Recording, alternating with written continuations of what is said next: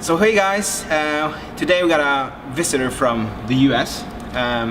We just spent some time getting to know each other, have a cup of tea, and turns out he's a really cool guy that you guys should definitely check out. So today I want to mainly talk about speaking and how you can get better at speaking and get the confidence to use your voice and get your message heard as an entrepreneur. Christopher Kai, welcome. Thank you. How you doing? I love Oslo, Norway. Yeah, that's good. And I didn't pay him to say that actually. You've been here for now a day or two? Just a day. Just a day? I flew in yesterday, spoke in Lithuania, and I'm flying back today to speak in Copenhagen. Yeah, it's cool. It's really cool. So, you do a lot of speaking. And you also get to travel all around the world and meet different type of people. I work with a lot of people who are maybe afraid of speaking, getting in front of other people, not knowing how to use their voice or what to say. What's your general advice to people who needs to get the confidence to speak in front of a lot of people? Yeah, it's really understanding what you want to talk about and the purpose behind it, which is if you want to serve, help, inspire, get customers and clients, it's one of the best ways when you're on stage. Yeah. Now, from a purely logistical thing, it's like anything in life. The more you do, the better you get. But the last thing I'll share is just stop focusing it on themselves and focus on the audience, where if you've been inspired by a speaker, you felt amazed and inspired, that's the feeling you're going to get, or they're going to get when you speak to them. So it's focusing more on the impact you make on your audience. Yeah. And if you focus more on them, you'll be less more afraid, because the whole thing about being afraid, let's say they're like, oh my gosh, Christopher, you just spoke in front of 5,000 people. And I tell them, Thomas, it's actually more scary to speak in front of 20 people, because those 20 people see you. Right. When you're in front of 5,000, the lights on you on a big stage. So the real advice I give is just do it more, start wherever you are with, let's say on a Facebook Live, and over time just be really clear on, if you have a very clear structure where I want to serve my clients, this is my solution that I'm providing for someone's problem, and just focus on that and share stories.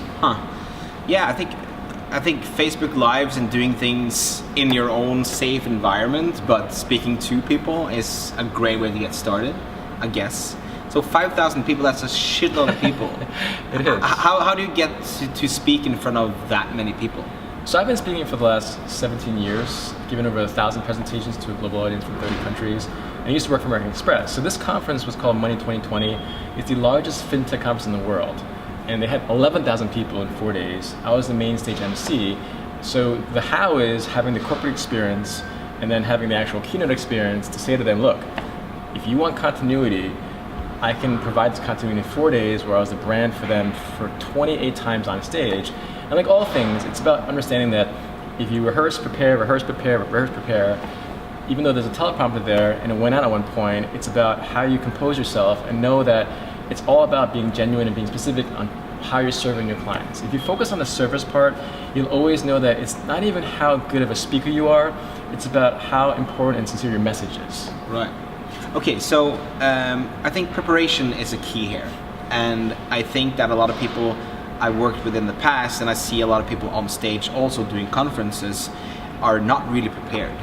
So how important is preparation? Because if you're too prepared and too rehearsed, I don't think it will feel that natural. So I think in my opinion, it should be more of a combination of being spontaneous and knowing what to say.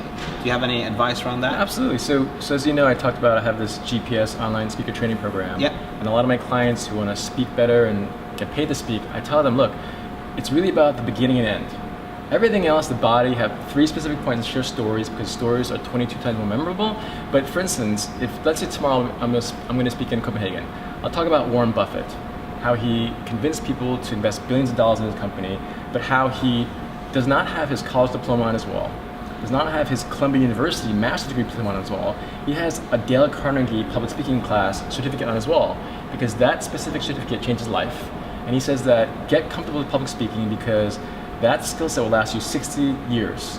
So when you talk about, oh my gosh, Warren Buffett is an amazing entrepreneur, an amazing investor, but if I start the story off and the speech off like that, it captures everyone's attention, because they don't know me, but they know Warren Buffett usually. Yeah. They know that he's an inspiring guy usually, and for him to not have his college or master's degree diploma and to have a public speaking plaque or diploma on his wall, Yeah. it speaks volumes. But if you don't start it with a story or a quote, then people just lose interest because we're so distracted and inundated by outside forces now with our smartphone that if you don't capture their attention by the tone of your voice or your quote or story, so I highly encourage everyone to start finding quotes that you relate to and having stories that relate to your message. Yeah. So if I'm talking about speaking, and someone might think, well, why should I speak? I'm like, well, Warren Buffett, do you think he's a smart guy? He's like, yeah.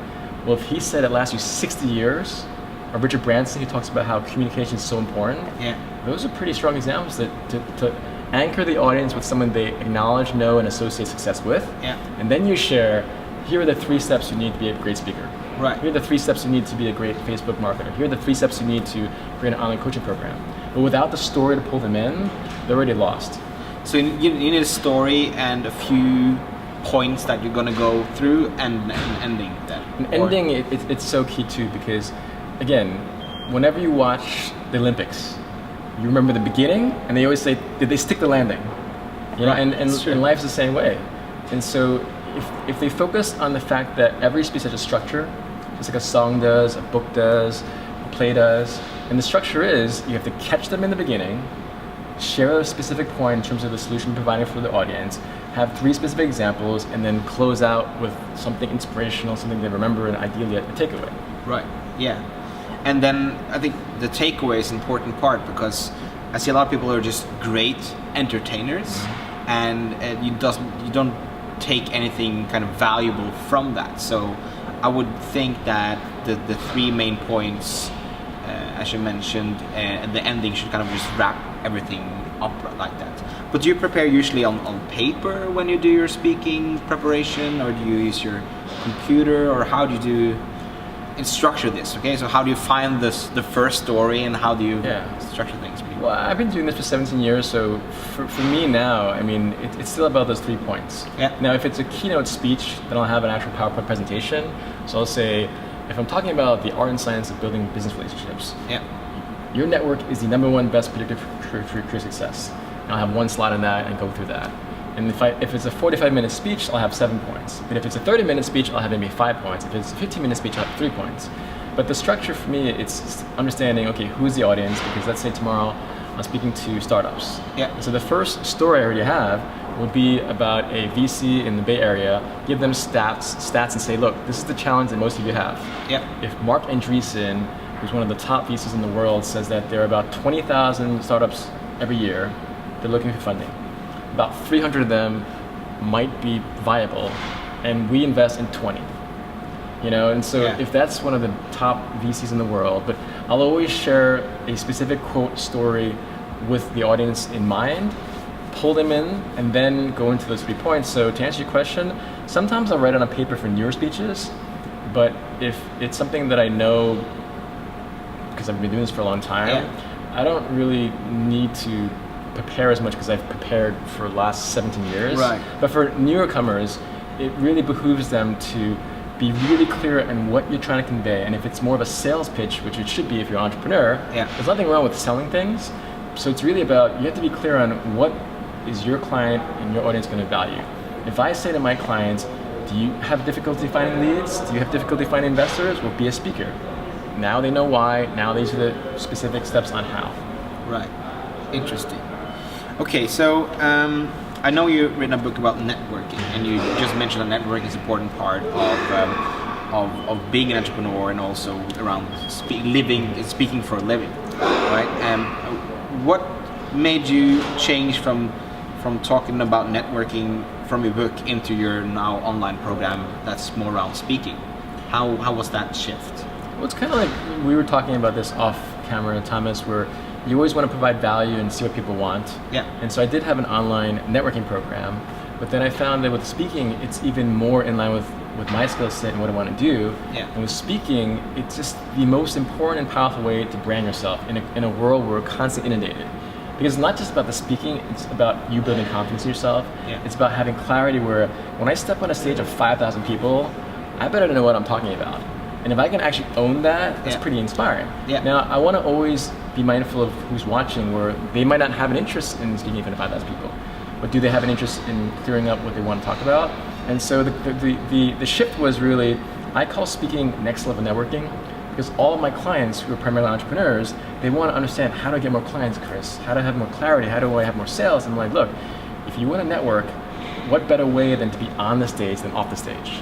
What better way to have a 500 person conference where you're not one of these 500 people than be that one person in front of 500 people, so you have a much more higher probability of succeeding. So for me, it's more about an iteration of how can I help them better, and dialing in terms of what I know I'm good at, and saying that they don't have to even be a great speaker, but they do have a clear message and say that, well, how do I stand out? And so it's really been just more of an iteration of how I can best serve my clients. And with speaking, the engagement and interaction has to be even better. And that's kind of what, like all things, whatever people gravitate to, and if it's in line with my vision and my integrity, then I do more of that. I like that. I like that a lot. Okay, Christopher, thank you so much for talking to me. A pleasure. I left links to all of Christopher's books and courses somewhere around this video, so check that out. And also please leave us a message. Let us know what you think, and thank you for watching. Thank you.